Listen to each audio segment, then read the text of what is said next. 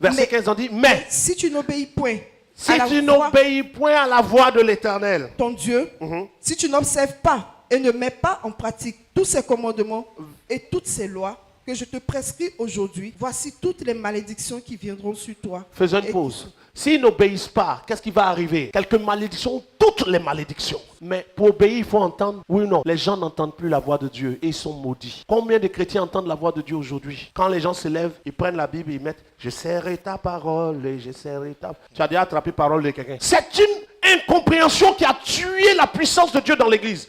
On dit dans les derniers temps, ils auront l'apparence de la piété, mais ils en rejetteront la force. Quelle est la force de la piété? C'est le Saint-Esprit. C'est le Saint-Esprit qui fait que des gens peuvent dire aujourd'hui, ma vie a changé. Si ce n'est pas le Saint-Esprit, on ne peut pas. Lis ta Bible 100 fois, ça ne te transforme pas. Mais le Saint-Esprit n'est qu'à rentrer une fois dans ta vie bien. Tu vas voir. Ta vie change. Amen. Si tu n'obéis pas, les malédictions tombent sur toi. Regardez les malédictions. Quand on va lire là, beaucoup d'entre vous allez reconnaître des choses que vous vivez. Pendant que vous confessez que Jésus est votre Seigneur. Regardons. Qu'est-ce qui va arriver? Tu seras maudit dans la ville Tu es maudit dans la et vie. tu seras maudit dans les champs. Tu es maudit dans les champs.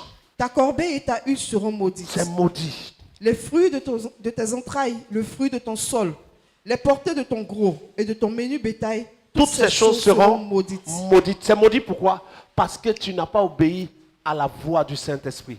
Parce que tu n'entends pas la voix du Saint-Esprit pour obéir. Et donc tu marches par des lectures. Tu rentres dans une dimension de malédiction. Tu seras maudit à ton arrivée. tu Maudit seras à ton maudit départ. à Attends, ton départ. je viens d'arriver, ça va pas. Je veux partir aussi. Ça me suit. La suite. L'Éternel enverra contre toi la malédiction. Qui envoie contre toi? Satan ou l'Éternel? Beaucoup de personnes prient contre le diable sans que ça change. Parce que des fois, Dieu est à la base de ce qu'ils vivent. Parce qu'on a rejeté le Saint-Esprit. On l'a mis de côté.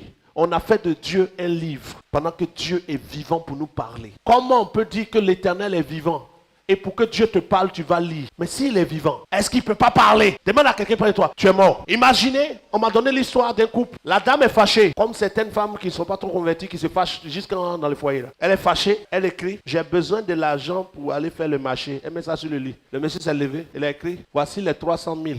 Prends. Et il est sorti. Jusqu'à elle vient, c'est écrit sur la feuille. Voici les 300 000. Elle est là maintenant. Elle réfléchit jusqu'à prend son téléphone. Et l'argent était demandé. Il dit, mais il t'est donné. Je suis à côté de toi. Pourquoi tu ne me demandes pas l'argent pour le marché? Parce que tu es fâché. Pourtant, je suis vivant. C'est pas ça. On dit, il est avec nous tous les jours. Le Saint-Esprit est là. Oui ou non? Mais quand on veut qu'il nous parle, on prend le livre. Qu'est-ce qu'il a dit dedans? N'est-il pas vivant pour te parler? L'évangile d'aujourd'hui est très, très déformé. Dieu est vivant. Et il a fait de toi, si tu es déjà rempli du Saint-Esprit, son temple. Si tu n'es pas rempli, il veut faire de toi son temple. Et quand il habite en toi, il doit ouvrir ton entendement. Tu dois entendre la voix de Dieu. La voix de Dieu sauve les destinées. Beaucoup de personnes ont évité la mort parce que Dieu était en eux pour leur dire stop. Des fois, tu es dans un véhicule, le chauffeur même là, c'est endormi. Toi-même, tu dormais. Mais tu es arrivé à destination.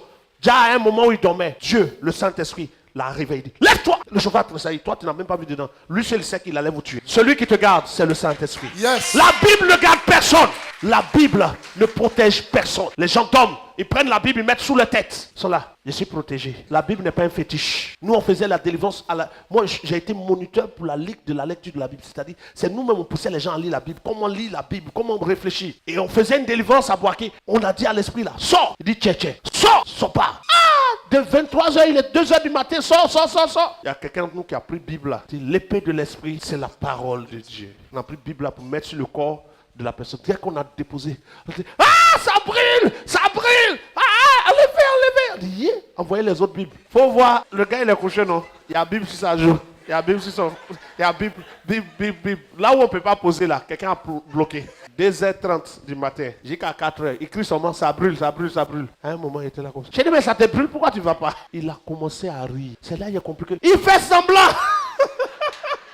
La Bible ne brûle aucun démon. Autant où Jésus chassait les démons, il n'y avait pas de Bible. Et les démons sortaient. Tu as besoin de la présence de Dieu. Amen. Tu as besoin du Saint-Esprit. Amen. C'est par le Saint-Esprit que la véritable dimension de ta destinée va changer.